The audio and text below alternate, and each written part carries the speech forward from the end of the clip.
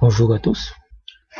Désolé s'il y a des bruits de fond en arrière-plan, c'est ton art de voisin tape pour taper sur des trucs, comme d'habitude. Euh, J'aimerais revenir sur ce qui se passe actuellement dans les médias vis-à-vis de l'islamophobie.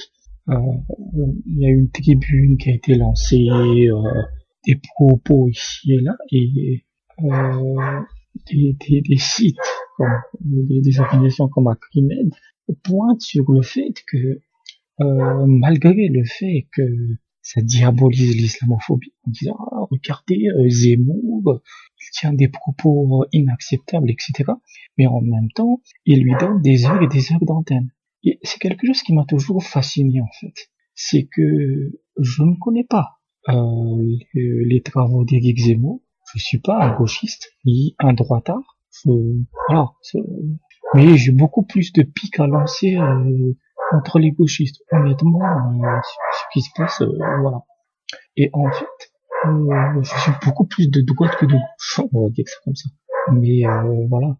Mais la droite identitaire, dans certains aspects, elle est débile à outrance, comme les gauchistes aussi. Donc, vous avez, voilà. Donc, je connais pas. Effectivement, certains lui prêtent énormément de talent et de connaissances historiques, ce qui est certain. Donc voilà, je connais pas ce qu'il fait. Il a un vrai problème avec la montée de l'islam en France, c'est certain. Donc, mais je vais pas aller plus loin que ça. Et donc, récemment, il y a une espèce de convention de la droite où il y avait beaucoup plus de partis un peu extrêmes, d'extrême droite, où Zemmour s'est exprimé pendant 3 heures, de ce que j'ai compris, ouais, que moi j'ai pas suivi, et qui a été rediffusé sur LCI, donc cri d'orfraie, ouais, c'est dégueulasse, etc. Je vois pas pourquoi d'ailleurs, voilà. Non mais le mec, il va pas aller dans une convention de la droite pour parler de l'international, si tu veux.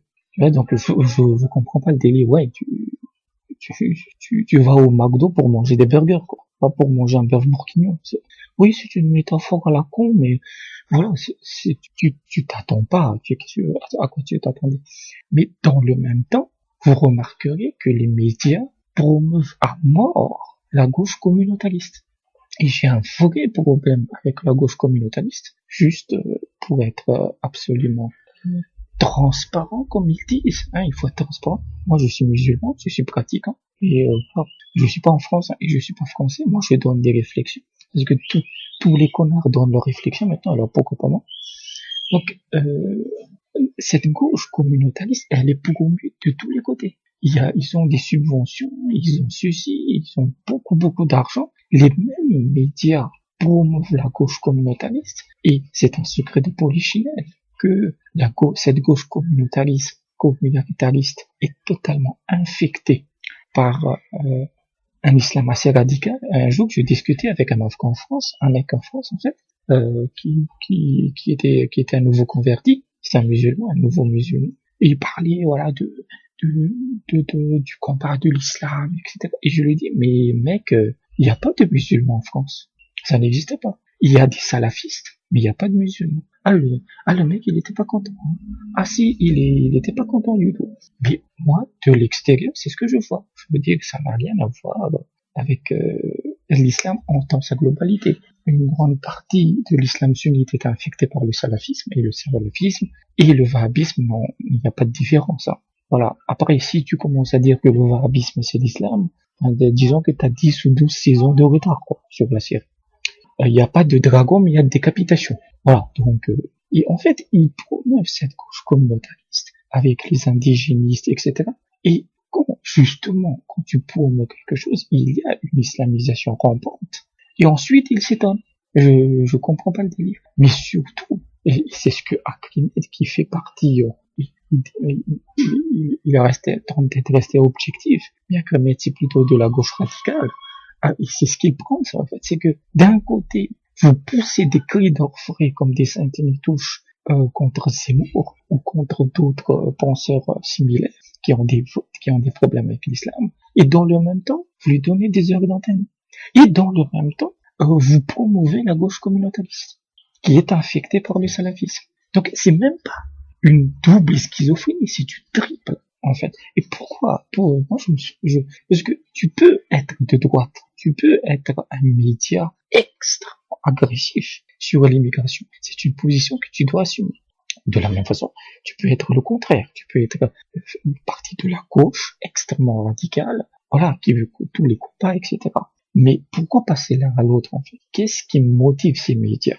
Qu'est-ce qui motive leur mentalité? Donc, on peut dire d'abord que c'est de la prostitution médiatique, c'est de la prostitution intellectuelle. Une prostituée, elle est avec toi aujourd'hui, demain elle sera avec quelqu'un d'autre, après demain avec une troisième personne, etc. Donc ça peut être ça, c'est-à-dire que les mecs, ils sont battent les couilles de Zemmour ou de ceci ou de cela. C'est juste qu'ils savent que en diffusant Zemmour, ils vont faire des vues, parce qu'ils sont abyssalement médiocres, ils vont faire des vues, ça va faire créer des polémiques, donc ça va faire encore des vues.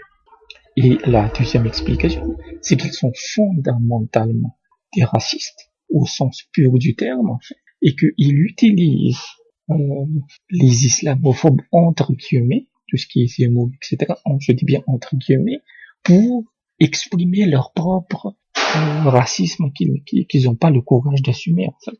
Mais c'est vraiment fascinant de voir ces gens-là allumer le feu, comme Johnny, et ensuite s'étonner que toute la ville est en train de cramer.